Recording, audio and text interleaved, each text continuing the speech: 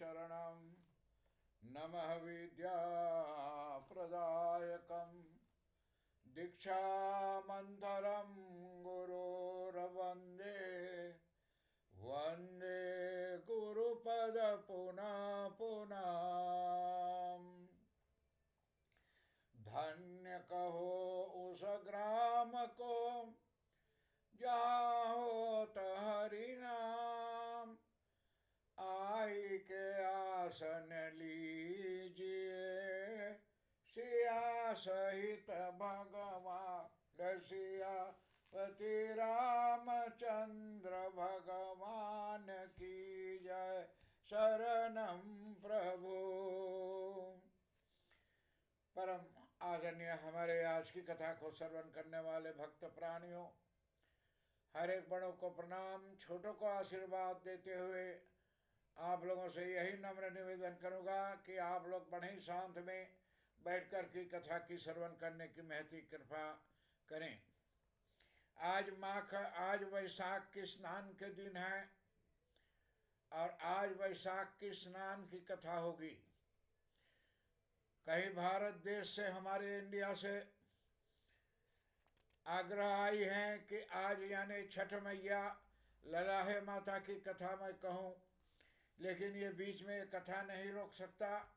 इसी से मैं ललाहे माता की कथा, ललाहे माता छठ मैया जो हैं, ये ललाहे छठ कहते हैं, वो कथा मैं अवश्य ही अगले दिनों में आप लोगों को सुनाऊंगा। लेकिन आज छठ मैया का पूजा का दिन है और ललाहे छठ का दिन जो है आज, ये महान दिवस हैं। सब कोई को छठ मैया रक्षा करें, कल्याण करें, आप लोग को सुख शांति प्राप्त हो। और आज की कथा जो है वैशाख मास के अप्रमुख तीज यानी त्योहार, व्रत एवं कथाएं निम्नलिखित प्रकार से हैं कि वैशाख मास का वैशाख स्नान का महत्वपूर्ण स्नान रखते हैं और जो कि जाकर पुण्यदाता होता है। जौन आदमी जा करके माघ वैशाख महीना के और स्नान के दिन करता है तो वो प्राणी जाकर पुण्यदाता होता है कि उसको पुण्य मिलता है कि दूसरों को पुण्य दे सके। तो इसी से मैं कोशिश कर रहा हूँ श्री गौ माता मंदिर दनहाक शहर से आप लोगों को सेवन करने के लिए कि आप सभी लोग को सुखदाता हो जाएं, जिससे जिसके स्रोत में या जितना आदमी के कानों में नवाज जाए उन सभी को भगवान जा करके सुखदाता पुण्यदाता बना दें। स्नान का प्रारंभ चैत्र सुधी परिवा से होती हैं। चैत्र महीना की सुधी से और पर्जा तिथि से शुरू होता है ये स्नान। और स्नान के अंतर्गत पुण्य नदी यानी अच्छा नदी रहे चाहिए, तालाब आदि के में स्नान करना चाहिए।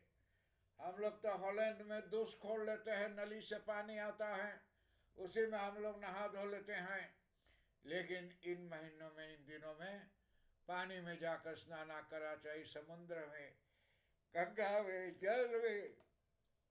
जैसे हमारे बेटा महेंद्र गुदर वो स्कीफिनिंगन के रीवा में भी जाकर कभी नहा लेता है। और हेली भी हैं, वो 2-3 बहनें साथ में हो जाते हैं, चले जाते हैं रीवा में स्नान करने। 100 दिन घर में नली दुष् में नहाने से और एक बार समुद्र में नहाने से 100 बार के गुना पर फल मिलता है। तो इतनी पुण्य है नदी में नहाने से, कारण वो गंगा जमुना छठ हर एक वहाँ बहता है नदी, तो हर एक छठ वहाँ है। और फिर चाहिए यह स्नान लगभग 1 माह तक, महीना तक किया जाना चाहिए। लगभग 1 महीना तक नहाना चाहिए, रोज जाके समुद्र में। साथ ही एक समय भोजन ग्रहण करना चाहिए और दिन भर में एक दाय खाली भोजन करे के चाहिए। साथ ही पीपल के वृक्ष के नीचे यानी पथवारी जी की स्थापना यानी कर उसे जल अर्पण करना चाहिए। पथवारी बोल जा है जो जो शालिग्राम जैसा होता है, पत्थर ईटा हमारे घर में है, तो इसे हम लोग रोजाना गंगा जल चढ़ाते हैं। ये गंगा जल है, ये यहाँ से गंगा सरस्वती रेवा पयोसनी नर्मदा जल है। स्नापितो यसी मया देवम तथा शांति कुरुष्मे। गंगा स्नान करते हैं तो इससे यानी पथवारी जी को भी स्थापना करें और उसमें अर्पण करना चाहिए, पानी गिरावे चाहिए। छठ मैया के महिमा, छठ मैया की महिमा महान है। ओम तदीयं वस्तु। तो यहाँ पर हमें जानने का महोत्सव सहयोग होती है और जा कर के नीचे पटवारी जी की स्थापना करें, उस पर जल अर्पण करना चाहिए, क्योंकि वैशाख के माह में और जल दान करना श्रेष्ठ पुण्य माना गया है। जितने महीने हमारे हैं सब महीनों में से और वैशाख की महीना सबसे श्रेष्ठ मानी गई है। और वैशाख महीना में जा कर के जल चढ़ाने से पीपल के तरे पथवारी पर पत्थर पर वो पत्थर भी धीरे धीरे बड़ी होती हैं। मुझे एक ऋषि ने एक पत्थर दिया था भारत देश में पिछले साल, और यहाँ रोजाना उस पर जल चढ़ता है, गंगा जल, और उसके भोजन पानी करने का सब महत्व बनता है और चलता है। तो इससे हमारे श्रवण करने वाले साथ ही ब्राह्मण के पटके यानी ब्राह्मण को पटके में और जल भरकर दक्षिणा चीनी और यानी पंखा आदि दान दें और अन्य सामग्री भी अनुसार जाकर दान की जा सकती हैं। जा करके ईमान जितना चीज है ब्राह्मण को अन्न देना चाहिए। आज हम लोग मंदिर जाते हैं, कितने लोग अभी बैठे बैठे यहाँ से राधा कृष्ण मंदिर का और कथा मैंने देख रहा था। हम लोग काफ़ी लोग मंदिर जाते हैं, लेकिन हम लोग कोई नहीं मैंने देखा कि एगो फूल ले जाकर वहाँ चढ़ा दिया है। आप फूल ले जाए, एक फल ले जाए, केला ले जा चढ़ा दो, एक सेब पपड़ा चढ़ा दो, जो कुछ चढ़ाना है आप सभी लाकर वहाँ चढ़ाइएगा, और जिसमें जो आपके सारे मनोकामना की पूर्ण हो। और कुछ भी ना सोचे रहो तब वो ले जाके चढ़ा दो एक पत्ता। कृष्ण भगवान कहें पुष्पम पत्रम तोयम, कि जौ चाहे फूल या पत्ता या कुछ भी रहे, आप अपने आत्मा से लेकर जा कर के वहाँ चढ़ावें, तो उसी में कल्याण की प्राप्ति होती है। तो इससे हमारे भक्त प्राणियों, आप जितने लोग सुन रहे हैं इस कथा को, मैंने देखा है मॉरिशियस में कि जितने लोग मंदिर वगैरह आते हैं सब कुछ न कुछ लेकर आते हैं। भारत देश में भी कितने जगह जा करके और फूल पान प्रसाद कुछ न कुछ या करके चढ़ाते हैं। ऐसे गौ माता मंदिर में कई लोग आते हैं तो वो लोग भी लाकर चढ़ाते हैं, कई लोग नहीं चढ़ाते हैं। मेरा बोलने का नहीं है, मैं सोचता हूँ कथाओं को सुनकर हमें अवश्य ही ज्ञान होना चाहिए कि हमें धर्म के क्षेत्र पर क्या करनी चाहिए। धर्म महान है, बिना धर्म के कोई कर्म नहीं होता है, और मंत्रों में शक्ति है, बिना शक्ति के कोई भक्ति नहीं होती है। तो इससे हमारे भक्त प्राणियों आज सुनते हैं और जा करके अनुसार दान देना चाहिए। ब्राह्मणों को फूल पान पत्ता ला के देना चाहिए, चीनी ला के दान करो, पैसा ला के दान करो, और जिसमें आटा दाल चावल गुड़ दूध दही नींबू आंवला और मुखबा चादर आसन यानी सब कुछ देना चाहिए। जूता आदि सभी जाकर दान करें। अब सब चीज़ को कितना आदमी जानते ना कहाँ हैं। अब कई लोग मेरे से पूछते हैं पंडित ये गुड़ क्या होता है, तो गुड़ जो हम नहीं जानते हैं, इतना मंदिरों में सब जगह जगह कथा होता है गुड़ के बारे में।